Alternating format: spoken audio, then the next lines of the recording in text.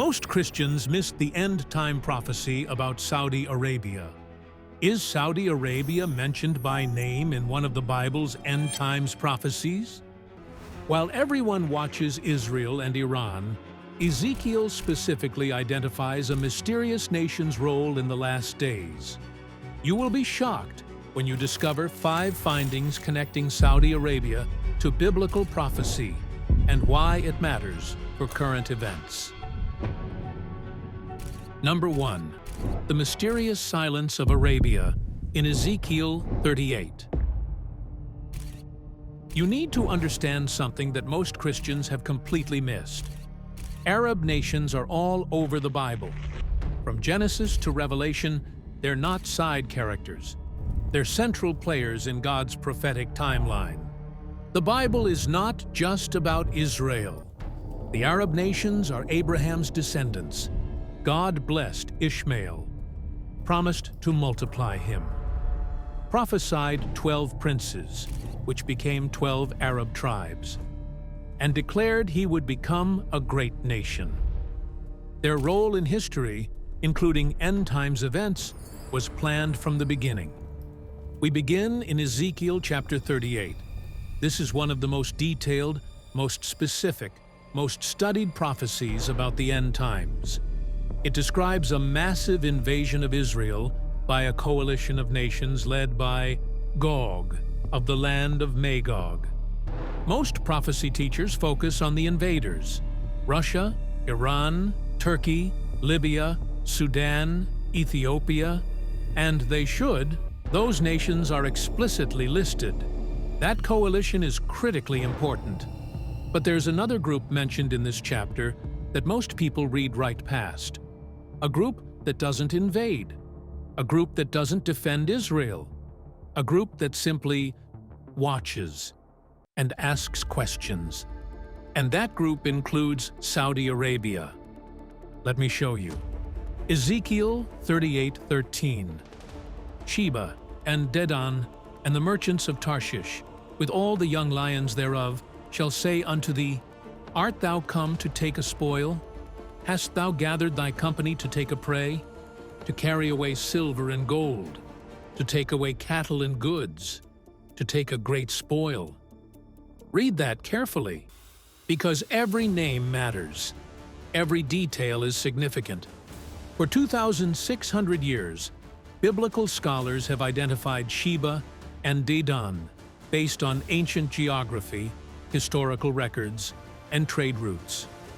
Dedan, an ancient city and region in northwestern Arabia, specifically in what is now northern Saudi Arabia. The city of Dedan, modern Al-Ula, was a major trading center along the ancient incense route. Sheba, the ancient kingdom in southwestern Arabia. The famous Queen of Sheba, who visited King Solomon, came from this region. Most scholars place Sheba in what is now Yemen and southern Saudi Arabia. So Sheba and Dedan represent the Arabian Peninsula. And in modern terms, that's primarily Saudi Arabia, the nation that occupies most of that peninsula today. Now notice what these nations do, and what they don't do. They don't join the invasion. They're not listed among Russia, Iran, Turkey, Libya, Sudan, or Ethiopia. They're not part of the attacking coalition. They don't defend Israel. They don't send troops. They don't provide military support. They don't fight alongside the Jewish state. They watch, and they question. Art thou come to take a spoil? Hast thou gathered thy company to take a prey? They're asking Russia and Iran, are you invading Israel to plunder, to take wealth, to steal resources? It's a diplomatic protest, a verbal objection, a public questioning of the invasion's motives. But it's not military intervention. It's not active defense. It's observation with commentary. Think about what Ezekiel is predicting. In the last days, when Russia and Iran lead a coalition to invade Israel, Saudi Arabia will be positioned as a neutral observer who raises diplomatic objections but doesn't intervene militarily. Not allied with Israel's enemies, like Iran. Not allied with Israel's defense, like the United States traditionally has been. But somewhere in between, observing, questioning, but not acting. And here's the question that should stop you in your tracks. Is that happening right now? Is Saudi Arabia currently positioned exactly where Ezekiel 38:13 said it would be? Let me show you. But first, you need to understand the geography, because until you see where Sheba and Dedan were located, you won't grasp why their modern identification matters so much. When Ezekiel wrote his prophecy 2,600 years ago, he used the names his audience would recognize. He didn't say Saudi Arabia. That nation didn't exist. He said Sheba and Dedan, the ancient kingdoms and cities that occupied the Arabian Peninsula. But those weren't random choices. Those were specific geographic locations with historical significance. Dedan, the northern gateway. Dedan was located in northwestern Arabia, in what is now the Al-Ula region of Saudi Arabia. This was a major trading city along the ancient incense route that connected southern Arabia to the Mediterranean world. Caravans carrying frankincense, myrrh, spices, and gold traveled through Dedan on their way north to Israel, Syria, and beyond. It was a hub of commerce, wealth, and regional influence. The ruins of ancient Dedan still exist today in Saudi Arabia. Archaeologists have excavated the site. The historical evidence is clear. This was a real place, a real city, a real region. And Ezekiel names it specifically. Sheba, the southern kingdom. Sheba was the ancient kingdom in southwestern Arabia, in what is now Yemen and southern Saudi Arabia. Ezekiel 38 divides the Middle East into two groups: those who invade Israel and those who don't. Let me show you both groups. And then let me show you how the modern Middle East is aligning exactly as Ezekiel predicted. The invading coalition, Ezekiel 38, 1-6. Ezekiel 38, 2-6. Son of man, set thy face against Gog, the land of Magog, the chief prince of Meshech and Tubal, and prophesy against him. Persia, Ethiopia, and Libya with them, Gomer and all his bands, the house of Togarmah of the north quarters, and all his bands, and many people with thee. But the real game changer happened in 2020, and it's called the Abraham Accords. Number 4. The Abraham Accords, the prophecy nobody saw coming. September 15, 2020. The White House lawn, a historic signing ceremony. President Donald Trump stands between leaders from the United Arab Emirates, Bahrain, and Israel as they sign normalization agreements, the first Arab-Israeli peace deals in 26 years. The agreements were called the Abraham Accords because Abraham is the father of both Jews, through Isaac, and Arabs, through Ishmael. For the first time since Egypt, 1979, and Jordan, 1994, Arab nations were officially recognizing Israel, opening embassies, establishing trade relations, beginning security cooperation. Morocco joined in December 2020. Sudan followed. 4 Arab nations normalizing relations with Israel in just months. But there was always one nation that mattered more than all the others: Saudi Arabia. Why Saudi Arabia is the key. The UAE has 10 million people. Bahrain has 1.5 million. Morocco has 37 million. These are significant nations, but they're not regional powers. Saudi Arabia has 36 million people. It's the wealthiest Arab nation, the largest oil producer, the guardian of Islam's holiest sites, the de facto leader of the Sunni Arab world. If Saudi Arabia normalizes with Israel, most of the Arab world follows. If the guardian of Mecca says it's acceptable to have relations with the Jewish state, other Muslim nations can justify it too. That's why prophecy watchers have been saying since 2020, the Abraham Accords are significant, but Saudi Arabia joining, that would be the real game changer. Saudi Arabia's quiet involvement. Here's what most people don't know. Saudi Arabia has been involved in the Abraham Accords from the beginning, just not publicly. In 2020, Israeli Prime Minister Benjamin Netanyahu secretly flew to Neom, Saudi Arabia, to meet with Crown Prince Mohammed bin Salman, MBS.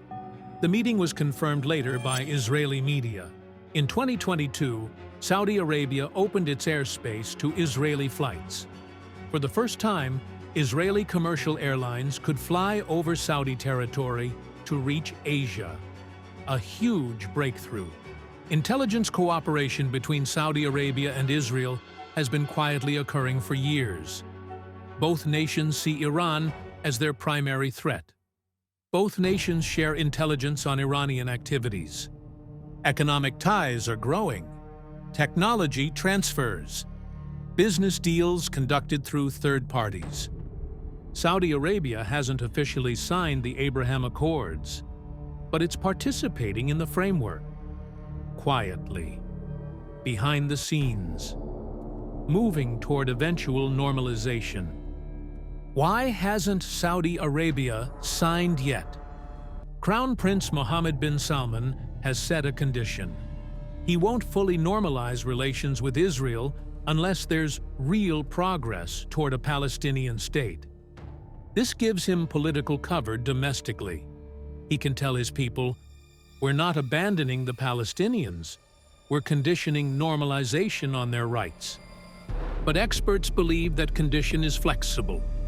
If the right deal is offered, security guarantees from the US, advanced weapons sales, economic partnerships, protection from Iran, Saudi Arabia will join. It's not a matter of if, it's a matter of when. And what price? The prophetic significance. Now think about what's happening. Ezekiel 38:13 predicts that when Russia and Iran invade Israel, Saudi Arabia, Sheba and Dedan will be positioned as an observer who questions but doesn't intervene. For that to happen, Saudi Arabia must not be allied with Iran. It must have reasons to stay out of an Iranian-led invasion. And the Abraham Accords are creating exactly that scenario. By moving toward normalization with Israel, by cooperating on security against Iran, by distancing itself from radical anti-Israel ideology, Saudi Arabia is positioning itself exactly where Ezekiel said it would be. Not allied with Israel's enemies, not actively defending Israel militarily, but observing, questioning, staying neutral. The Abraham Accords aren't just politics, they're prophecy in motion. But to understand why this is happening, you need to understand the man behind it. Crown Prince Mohammed bin Salman, because he's transforming Saudi Arabia in ways that align perfectly with Ezekiel's prediction. Number 5. The Crown Prince, MBS and the New Middle East. Mohammed bin Salman, known as MBS, became Crown Prince of Saudi Arabia in 2017 at age 31. He's the son of King Salman and the de facto ruler of the kingdom, and he's transforming Saudi Arabia faster than anyone thought possible. Vision 2030, the economic transformation. In 2016, MBS launched Vision 2030, an ambitious plan to diversify Saudi Arabia's economy away from oil dependence and modernize the kingdom. Key elements: building new cities, Neom, a $500 billion futuristic megacity. Opening tourism, previously restricted. Allowing entertainment, concerts, cinemas, sports events. Empowering women, allowing them to drive, work, travel independently. Attracting foreign investment. This isn't your grandfather's Saudi Arabia. This is a nation trying to modernize, liberalize, relatively, and position itself as a 21st century economic power. As Saudi Arabia moves toward Israel, and as Iran feels more isolated, the nations listed in Ezekiel 38, 1-6 are aligning. Russia, Magog, military presence in Syria, alliance with Iran. Iran, Persia, explicitly named, leading regional resistance to Israel. North African nations, Libya unstable, Sudan's position unclear. The coalition is forming, not because of random chance, because of the geopolitical pressures created by Saudi Arabia's shift toward Israel. Step 5. A regional peace framework emerges. And here's where it connects to another prophecy. Daniel 9:27. Daniel 9:27. And he shall confirm the covenant with many for 1 week. And in the midst of the week he shall cause the sacrifice and the oblation to cease. A covenant with many, not one nation, multiple nations. What if the Abraham Accords, expanded to include Saudi Arabia and others, become the framework for this covenant? What if a future leader, the Antichrist, takes this existing peace agreement and confirms it for 7 years, guaranteeing its enforcement and expansion? That would fit Daniel's prophecy perfectly. And Saudi Arabia joining the Abraham Accords would be the critical piece that transforms it from a regional agreement into a covenant with many. The chain reaction summary. Here's the prophetic chain. Saudi Arabia moves toward Israel, happening now. Iran feels encircled and threatened, happening now. Iran strengthens alliances with Russia and Turkey, happening now. The Ezekiel 38 coalition forms, in progress. A peace framework involving multiple nations emerges, Abraham Accords. The stage is set for both the Ezekiel 38 invasion and the Daniel 9:27 covenant. But let me take this one step further, because there's a specific connection between the Abraham Accords and Daniel's covenant with many that you need to see. Number 8. Could the Abraham Accords be part of Daniel's covenant with many? Let's address this directly. Could the Abraham Accords be the covenant Daniel prophesied about? The short answer, not yet, but they could become the framework. Let me explain. What Daniel 9:27 predicts. Daniel 9:27. And he shall confirm the covenant with many for 1 week. And in the midst of the week he shall cause the sacrifice and the oblation to cease. And for the overspreading of abominations he shall make it desolate, even until the consummation. And that determined shall be poured upon the desolate. Key details. He, the Antichrist, the prince that shall come, from verse 26. The future world ruler, shall confirm, not necessarily create from scratch.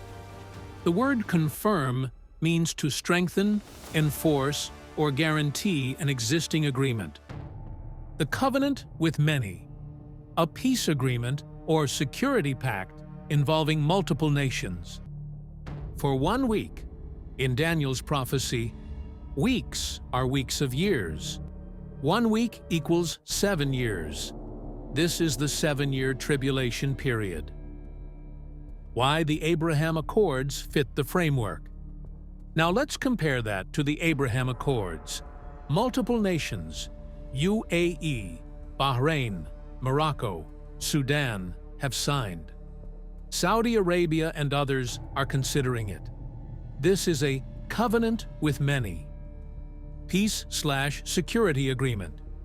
The Abraham Accords normalize relations, establish economic ties, create security cooperation between Israel and Arab nations. The accords already exist. They don't need to be created from scratch, just confirmed, strengthened, or guaranteed for a specific period. Imagine this sequence. Saudi Arabia joins the Abraham Accords, possibly in exchange for U.S. security guarantees and weapons sales. Most of the Sunni Arab world follows Saudi's lead. A comprehensive Middle East peace framework exists. The world celebrates peace in the Middle East. The conflict is over. A charismatic leader emerges who guarantees this peace for 7 years. That guarantee triggers the start of Daniel's 70th week, the tribulation. In this scenario, the Abraham Accords aren't the fulfillment of Daniel 9:27, but they're the template, the existing agreement that the Antichrist confirms. Clarifying what this is not. Let me be very clear about what I'm not saying. I'm not saying Trump is the Antichrist. He's not. I'm not saying the Abraham Accords are evil. They're not. I'm not saying the tribulation has started. It hasn't. I'm not saying we can predict the exact day of Christ's return. We can't. What I am saying is this. The Abraham Accords are creating the exact framework, a multi-nation peace agreement in the Middle East that Daniel prophesied about. It's stage setting, not fulfillment, preparation, not completion, but the stage is being set with remarkable precision. The Daniel 9 connection to Ezekiel 38. And here's where it all connects. If the Abraham Accords, or a similar framework, become the covenant with many that triggers the tribulation, then the Ezekiel 38 invasion likely happens during that 7-year period. Some scholars believe Ezekiel 38 occurs before the tribulation. Others believe it happens during the first half of the tribulation, the first 3.5 years.